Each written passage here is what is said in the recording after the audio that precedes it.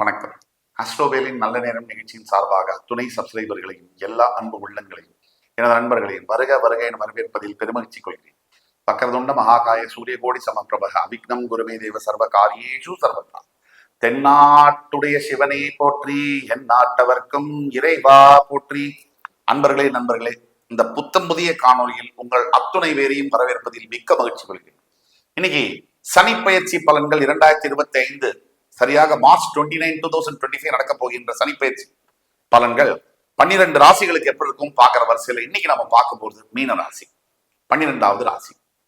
மீன ராசிக்கு இந்த வீடியோ எப்படி எடுத்துட்டு போறோம்னா, இது வரைக்கும் மீன ராசிக்கு என்ன நடந்துச்சு, இந்த சனி பயிற்சி மூலியமா எதை எதிர்பார்க்கலாம், எதை எதிர்பார்க்க கூடாது, அதுக்கு அடுத்தபடியாக அதுக்கு என்ன தீர்வுகள், அதை பத்தி பேச போறோம். நீங்க மீனராசியாக இருந்தாலும் உங்களுடைய ஃப்ரெண்ட்ஸ், ஃபேமிலிஸ் அண்ட் ரிலேட்டிவ்ஸ்ல யாரு மீனராசியா இருந்தாலும் இந்த வீடியோவை தயவு கூர்ந்து அவங்களுக்கு ஃபார்வர்ட் பண்ணுங்க. இந்த வீடியோவானது மீனராசி அன்பர்களுடைய வாழ்க்கையில் மிகப்பெரிய மாற்றங்களை கொண்டு வரும் என்பதில் எல்லளவும் சந்தேகமில்லை.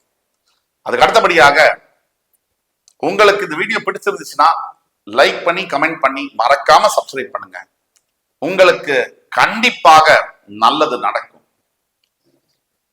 மீனராசி காலபுருஷனுடைய 12ஆம் வீடு மீனராசி. மீனராசி அப்படின்னு சொன்னாலே எப்படியும் ஒரு இடத்துல இருக்க முடியாது, பிறந்த இடத்துல வாழ முடியாது, நகர்ந்துகிட்டே இருக்கக்கூடிய சந்தர்ப்பங்கள் நடக்கும். 2, மீனராசி அப்படின்னாலே ஏழ்மையான குடும்பத்தில் பிறந்து ஏழ்மையான சூழ்நிலையில் வளர்ந்து வாழ்க்கையில் நினைத்து பார்க்க முடியாத உயரங்களை எட்ட முடியும். அதுதான் மீனராசியுடைய அடிப்படை ஒரு குணாதிசயம். மீனராசினாலே நல்லா வாழணும், காம்ப்ரமைஸ் எல்லாம் பண்ணக்கூடாது, நல்லா இருக்கணும் அப்படிங்கிற எண்ணப்பு வந்துடும். மீனராசி அப்படின்னாலே நல்ல வாசனை திரவியங்கள், நல்ல ட்ரெஸ், நல்ல ஆசைகள், இதெல்லாம் தன்னால வரும். மீனராசி அப்படின்னாலே இறைவன் பக்தி, இறைவனை நோக்கின சிந்தனை, இதெல்லாம் வரும். மீனராசினாலே கட்டுக்கடங்காத ஆசைகள் மனசுல வந்துகிட்டே இருக்கும். இதெல்லாம் மீனராசி. இதனால் வரைக்கும் மீனராசி என்ன நடக்குது, மீனராசிக்கு 7 சனி ஆரம்பிச்சதுல இருந்து மிகப்பெரிய பிரச்சனைகள் விரய சனியா இருக்கும் போதே வந்துச்சு.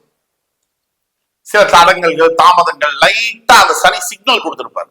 வேலையில பிரச்சனை, குடும்பத்துல பிரச்சனை, தொந்தரவு, உடல் உபாதைகள், எண்ணங்கள், பயம், தூக்கம் இல்லை, இதெல்லாம் கொடுத்திருப்பாரு. இப்ப போராத வரைக்கும் ஜென்ம சனியா வருது.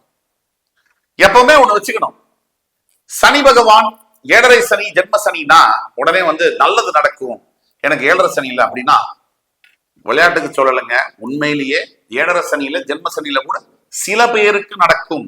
அந்த சில பேர்ல நீங்க ஒத்தரா அப்படின்னு தெரியணும்னா உங்கள் சுய ஜாதகம், பிறப்பு ஜாதகத்தை பார்க்க வேண்டும். அப்படி பார்த்தாதான் உங்களோட லக்னாதிபதி தசாபுக்தி புத்திநாதனுடைய பலத்தை வச்சு உங்களுக்கு சனி பகவான் 7.5 சனியில நல்லது செய்வாரா கெட்டது செய்வாராங்கிறத பார்க்க முடியும். ஆனால் நாம் சொல்லக்கூடியது பொது பலன்கள். 65 to 70% நாம் சொல்லக்கூடிய பலன்கள் மீனராசினியர்களுக்கு பொருந்தும். 65-70% மீனராசினியர்களுக்கு பொருந்தும். கண்டிப்பாக 7.5 சனி ஜென்ம சனியின் போது நாம் பிரச்சனைகளை எதிர்பார்த்தே ஆக வேண்டும். இதுல பொய் பேசுறதுக்கு ஒண்ணுமே இல்லை, நெகட்டிவா பேசுறதுக்கு ஒண்ணும் இல்லை, உண்மையை தான் பேசுறோம். கண்டிப்பாக பிரச்சனைகளை எதிர்பார்க்கலாம், தவிர்க்கவே முடியாது. முதல் பிரச்சனை என்ன, 7.5 சனினா என்ன, ஜென்ம சனினா என்ன? 30 வருஷத்துல உங்க ராசிக்கு பக்கத்து வீட்லயோ முன்னாடி வீட்லயோ உங்க ராசியிலயோ அது 7.5 சனி. உங்க ராசினா என்ன, சந்திரன் எங்க இருக்கு அதான் ராசி. சந்திரன் என்ன, உங்க மைண்ட். சோ 7.5 சனி ஜென்ம சனினா உங்க மைண்ட சனி பகவான் குடிக்க போறான்னு அர்த்தம். மைண்ட சனி பகவான் குடிச்சார்னா முதல்ல என்ன செய்வாரு, மைண்ட சரியா வேலை செய்ய விட மாட்டாரு. உங்க மைண்ட் உங்களுக்கு அகைன்ஸ்டா வேலை செய்யும். இதுதான் இதுக்கு பின்னாடி இருக்கக்கூடிய லாஜிக். இப்ப மைண்ட் சரியா வேலை செய்யணும் என்ன ஆகும், மொத்தம் ஒர்க் பண்ணாது. நீங்க எவ்வளவு பெரிய படிப்பு படிச்சிருக்கலாம், மிகப்பெரிய அறிவாளியா இருக்கலாம், ஞானியா கூட இருக்கலாம், உங்களை 7.5 சனி ஸ்பேர் பண்ண முடியாது. உங்களை மட்டும் இல்ல, என்னையும் கூட, யாரையும் கூட ஸ்பேர் பண்ண முடியாது. ஆண்டவனுக்கே கூட 7.5 சனி உண்டு. அப்ப நம்ம முதல்ல ஒத்துக்கணும், அந்த மன பக்குவத்துக்குள்ள நம்ம வரணும். எதுவுமே இல்ல பாசிட்டிவிட்டி முட்டாள்தனமா நம்ம பேச முடியாது. எப்பயும் ஏற்றம் இறக்கம், பிரச்சனைகள், நல்லது கெட்டது எல்லாம் உள்ளதுதான் இந்த வாழ்க்கை. பாயிண்ட் நம்பர் 1, யதார்த்தத்துக்குள்ள நம்ம வரணும். செகண்ட், இந்த என்ன பண்ணும்னா முதல்ல மைண்ட வந்து பிளக்சுவேட் பண்ண வைக்கும். மைண்ட்ல வரக்கூடிய விஷயங்கள், சிந்தனைகள் நமக்கு எதிராகவே வரும். பயத்தை உருவாக்கும், பதட்டத்தை கொடுக்கும்.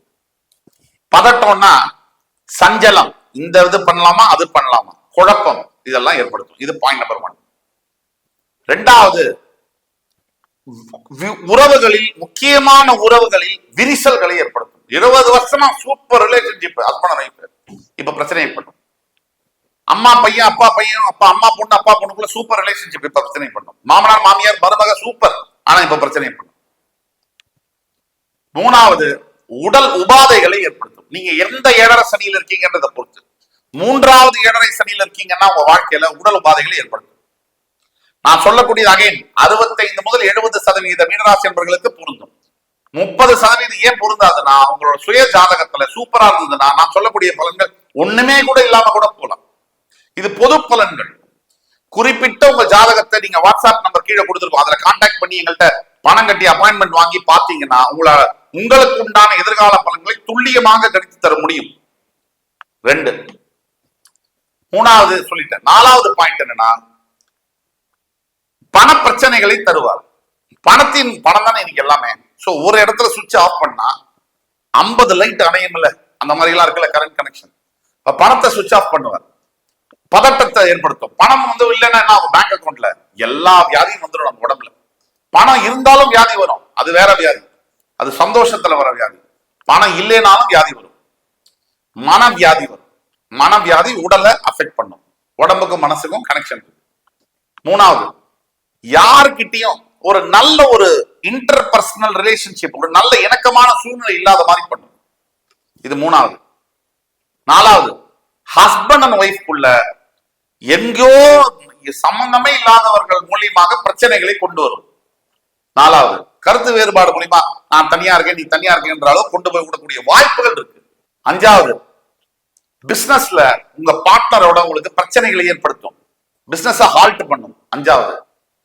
6வது, உடம்பே வந்து ஒரு நல்ல ஆக்டிவா இருந்த ஆளு சோர்வாயிடுவீங்க. இதெல்லாம் வாய்ப்புகள் இருக்கு, அந்த மாதிரி வரக்கூடிய சான்சஸ் ஆஃப் தேர். இது எப்படி கையாளணுங்கிறது நான் சொல்றேன்.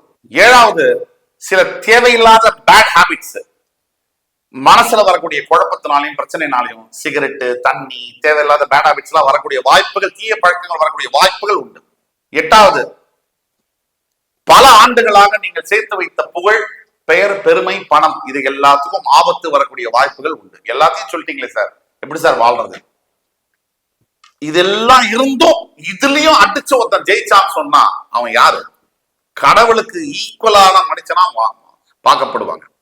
சோதனையில யாரு ஜெயிக்கிறானோ அவன் தான் சாதனை பண்ண முடியும். எல்லாமே நல்லா இருக்கு சாதனை பண்ணிட்டு அதுக்கு பேர் சாதனையே கிடையாது.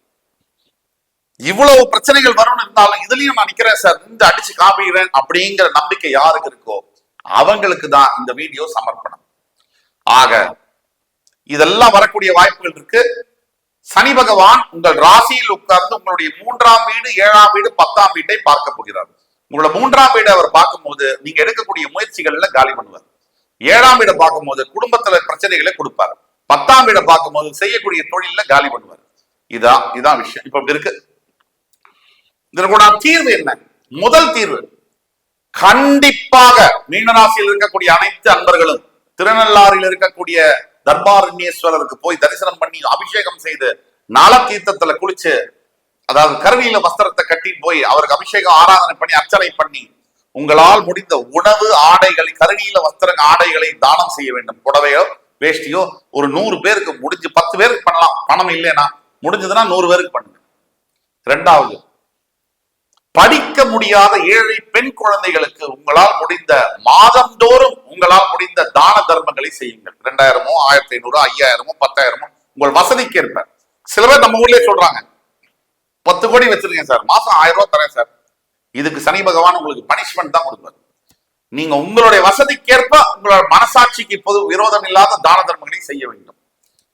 3வது, ஒவ்வொரு பிரதோஷம் தோறும் சிவ ஆலயங்களுக்கு சென்று நல்லெண்ணெய் தீபம் ஏற்றி நவகிரகத்தை சுத்தி வர வேண்டும். 4வது, கால பைரவருக்கு, அதாவது மத்திய பிரதேஷ்ல இண்டோர்ல மகா கால பைரவர் கோவில் இருக்கு, முடிஞ்சதுன்னா அங்க போங்க. முடியலையா உங்கள் அருகாமையில் இருக்கக்கூடிய திருநாய்களுக்கு உங்களால் முடிஞ்ச உணவு, தண்ணீர் போன்றவற்றை கொடுங்கள். இது ஒண்ணுதான் நீங்க செய்யக்கூடிய தர்மம் தான். ஏன்னா சனி பகவான் தர்மகாரகன், கர்மகாரகன். அவங்க செய்யக்கூடிய தர்மம் தான் உங்களை தலை காக்கும். வேற எதுவும் உங்களை ஒண்ணும் பண்ண முடியாது. நீங்க தர்மம் செய்ய செய்ய செய்ய செய்ய செய்ய உங்களுடைய கெட்ட பலன்கள் மாறி நல்ல பலன்கள் வரும். ஆக என் உயிரினும் மேலான மீனராசி என்பர்களே, அடுத்த காணொளி மறுபடியும் உங்களை எல்லோரையும் சந்திக்கும் வரை உங்களிடமிருந்து விடைபெறுவது உங்கள் சுபாஷ் பாலகிருஷ்ணன். நன்றி, வணக்கம், வாழ்க வளமுடன்.